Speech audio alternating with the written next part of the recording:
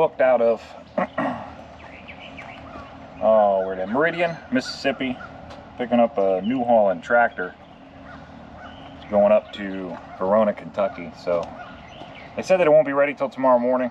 Right now it's about 10:30. They said it won't be ready till tomorrow morning. Meridian's about 2 hours from here, so I think I'm going to run down there, swing in the pickup and see if they just happen to have that thing ready. I'm hoping they do. Talked to them yesterday and they said they would try to get one ready for me today, so I'm going to swing in there as soon as we get out of here. See if we can't get picked up today. That'd be nice.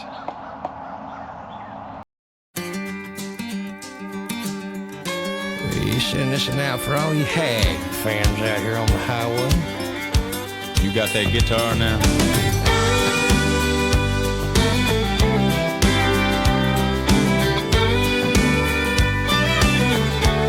Sounds good. Oh yeah.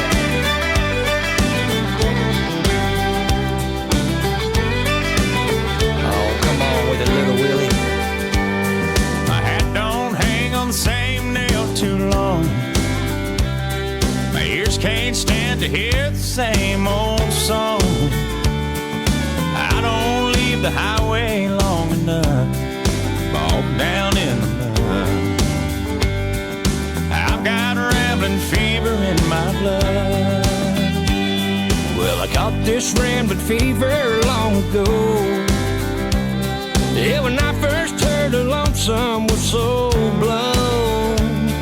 And if anyone ever said I gave a damn, man, they damn sure told you wrong. I've had rambling fever all along. Rambling fever, The kind that can't be measured by degrees. rambling fever. There ain't no kind of cure for my disease. Sometimes I like to bed down on the sofa, let some pretty lady rub my back. Oh yeah. Spend the early morning drinking coffee, talking about when I'll be coming back. All right, here we are. So you saw earlier in the video, I was loading up this New Holland tractor. Didn't get a chance. It actually, when I finished securing and I was just about to take a height measurement, it started pouring down rain. So I didn't have a chance. You probably saw in the video the dark sky in the background, but I didn't have a chance to run any video there talking about the load, talking about securement. So I figured I'd jump out here. I'm at the truck stop now. I'm at a where the heck am I? Coleman, Alabama. This one worked out pretty good. I wasn't supposed to load till tomorrow morning. I called them when I got empty in Boonville. I called the customer and I said, listen, I'm supposed to load tomorrow morning, but just so you know, I'm gonna be at the truck stop like 10 minutes away from you, and by roughly around 1:30 or so. So if you happen to get the thing ready tonight or this afternoon, I'll be more than happy to come in. Just call me. I'll come in and pick it up. And as luck would have it, when I talked to him, he said, well, I sent my guys down there about half hour ago or so to start tearing them things apart, take duals off of them. He said, so it may be ready. He said, let me call them and find out. So he called me back a little bit later and said, hey man, it's ready. Like you can come get it about 2:30 or so. And I said, all right. So I got fuel at truck stop, ran down there, got there about 2:30, about 2:35 or so, got loaded. Took my time securing it because I wanted to make sure some things were right. That it's kind of goofy like how it was secured, but took my time doing that and kind of bit me in the end because it started raining before I got a chance to make the video. So here I am, gonna make the video now. I'm gonna jump out and show you the securement on this thing, show you the load. You did see the load already. I'm in a kind of tight parking space, so I don't think I'll be able to show you the full load on the trailer, but you saw that already when we put it on. So here we go. Be noisy here for a second. It's a little bit warm in Mississippi today. So here's our load right here. That's our baby. You can see we're a little bit tight here in parking. These are things you got to do.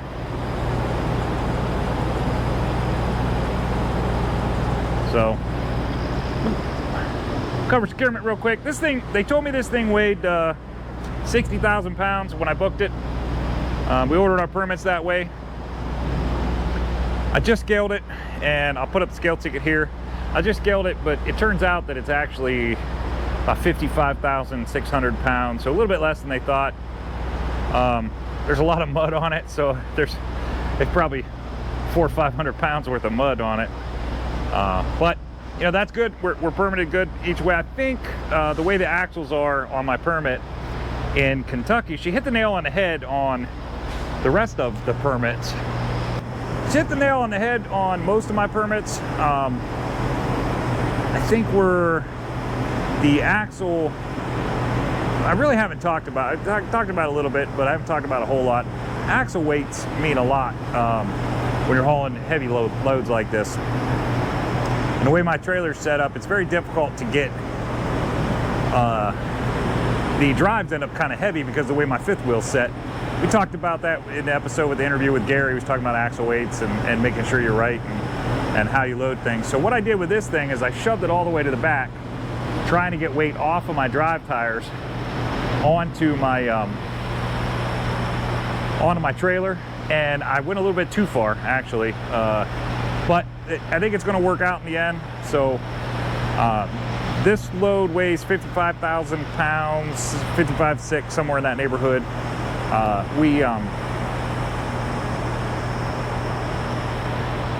The way the permit reads in Kentucky is she did 2323 on my drives, and then which would give me 46,000 on my drives, and she gave me, man, it's light on my trailer. It's about 30. It's going to be about,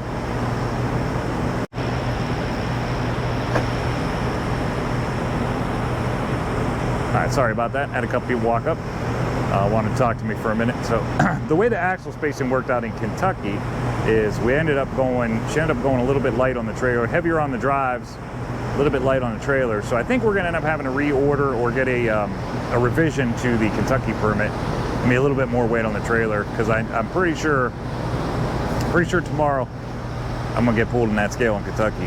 For anybody who doesn't know, I'm sure everybody knows, but it's Blitz week right now. And what I mean by Blitz week is DOT, they have a week where they focus on certain things, and that's this week. And the way that translates to us in the trucking industry is that we're going to get pulled over and get inspected a lot more during this week than any other time. There's a lot more officers on the road. They're checking for certain things. The focus this week, I believe, is on brakes, the brakes and ABS systems, and then tires and lights, which is pretty standard. So that's what they're looking for this week. I'm pretty sure I'm gonna get pulled in the scale in Kentucky. So I think I'm just gonna go ahead and get that permit reordered, have a revision done on it, get the axle weights a little bit better in the back, get it where it needs to be. So no big deal. I'm not in Kentucky yet, so you know, when I get there, I'll have to worry about it. So cover securement on this thing. We're 55,000 pounds. And the way I did this is right here on the back here, I did 2 chains, and I did these chains, I ended up doing these chains all the way across. So they connect to this side of the trailer, go over top the hitch there, and come back down the other side of the trailer. Those chains we get full credit for. My chains and binders, 3/8 chains, my binders were rated for 6,600 pounds. So I get full credit for the 6,600. If you don't know how to figure this out, if you haven't been taught this yet, for securement wise, you have to have 50% of the weight of the load in securement devices. So in this particular case, we're gonna say 60 to make the math easy. if it's a 60,000 pound load, then I need to have 30,000 pounds worth of securement. So my chains are rated at 6,600 pounds each. So I have to have at least 5 chains on this load in order to get above the required 30,000 pounds. Now, the catch there is, as I said on the inspection video with Ohio, where I got pulled over in Columbus, the catch there is with direct and indirect securement. The indirect securement is if you hook to the unit and go straight to the side of the trailer. Direct securement is when you go from one side of the trailer, hook to the trailer, go over the load, back to the other side. So these 2 chains back here, these are what they call indirect securement. So I get full credit, I get full 6,600 for those 2 chains there each. So right there, in just those 2 chains, we have, I'm gonna leave the 600 out to make the math easy on this. We have 12,000 pounds of securement right there. So 12,000 of our 30 is covered by those 2. Now, this chain here, the way I did the middle, because they have the brace on the other side for the articulation. This is an articulating unit. They have the brace on the other side for the articulation, but I don't know how New Holland does this, and it was kind of a goofy, it was a different type of brace than I've ever seen before, and I wasn't sure how it worked. So rather than mess with that and be wrong, I went ahead and secured this on both sides so that I don't have to worry about it. So what I did here is I came off of their tie down point, hooked my chain in there, came straight down the edge of the trailer. This is what they call direct secure, or this is called indirect securement. So the indirect securement here, I only get half credit for that chain. So I'm not getting this chain here, I'm not getting the full 6,600, I'm only getting 3,300. So I'm gonna leave the 3 out to make the math easy again. So now we got 12,000 on the back. This 1 chain here gives us another 3,000. Now we're at 15,000. I did the same thing on the other side in the same exact place. You can see it over there. I did the same thing. So I came right down to the trailer in a direct securement. So I don't get full credit for that chain either. I get another 3,000, 3,300 for that one. We're gonna go 3,000, make math easy. Now we're up to 18,000 pounds of the 30,000 that we're required to have to secure this load. So then from here, I did these chains in the middle, and then I put another chain here going across the front part of the articulation in the unit. And this chain, I went all the way across. I did indirect securement with that. So I went all the way across to the other side and connected on the other side. So I get full credit for that chain. So we were at 18,000. We were at 18,000 when we got here. I get full credit for that chain. That's another 6,600 pounds that we add to it. So now we're up to 24,000 pounds. I'm taking off the 600 to make the math easy. We're up to 24,000 pounds of securement on this, the required 30,000 pounds. And then when I got to the back here, I did direct securement. I went right from their tie down point on the trailer and on the unit, came right down to the trailer. So I get half credit for this chain, 3,300 pounds. That puts us up to 27,000 pounds. I also did the same thing on the other side, exactly like this, went from the unit right to the trailer. I get half credit for that chain over there. So that we're now right at the 30,000 pound mark, plus the extra 600s and 300s that I've been leaving out to make the math easy. So then, because I like to give one more chain for the DOT, that's why I always say one for the DOT, I put one more chain back here on the back. I ended up using I hooked right here to the counterweights. They are locked, bolted into the machine, so it's a secure point to secure from. I ended up using my D-rings. I just put them through, connected it here, hooked my chain right to it, came right down to the D-ring on the trailer, looped it through underneath, went all the way to the other side, did the same thing over there. I came up through and connected to it with another D-ring over there, with another clevis. So this chain, because it goes from this side of the unit to the trailer, to the other side, up to I get full credit for this chain. So now I'm at 3,600 36,600 pounds of securement plus the 600s and 300s that we left out. So I have roughly somewhere in the 40,000 pounds of securement on this load, on a 60,000 pound load that requires 30,000 pounds of securement. Hopefully y'all understood that. If you did have questions about it, if you didn't understand it exactly and you have some questions about it, feel free to message me down below and I'll do my best to explain it a little better. Sometimes when I'm talking fast, it doesn't come through the way I should. What you need to pay attention to when you're figuring this securement out, what you really need to pay attention to, this looks a little rough, huh? I think maybe we'll buy another one of these while we're in a truck stop tonight getting a shower. What you need to pay attention to is the weight of each securement device. So your chains are worth so much weight, and it's wrote right on one of the links somewhere. Usually it's on the hook on the end. It's wrote right on there what it's rated for. Your binders are the same way. The binder will also have writing on it somewhere along the way that says what it's rated for as well. They take the lesser of the two. If you have a chain that's rated at 5,000 and a binder that's rated at 5,600 pounds, they're going to use the 5,000 on the chain as the securement because that's the lowest number weight rating on the securement device. So you have to keep that in mind as well. You don't always look at your binder and say, oh man, this thing's rated for 10,000 pounds, it's half inch, whatever. If you're hooking that half-inch binder to a 3/8 chain, then you only get the weight for the 3/8 chain. So you gotta pay attention to that. I did that with this. I did it with the last load, and you saw the result, the DOT inspection. So that's something to keep in mind.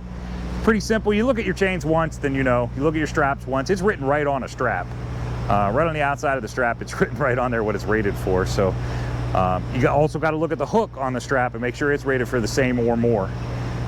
You use the lesser of the two to decide what you're getting.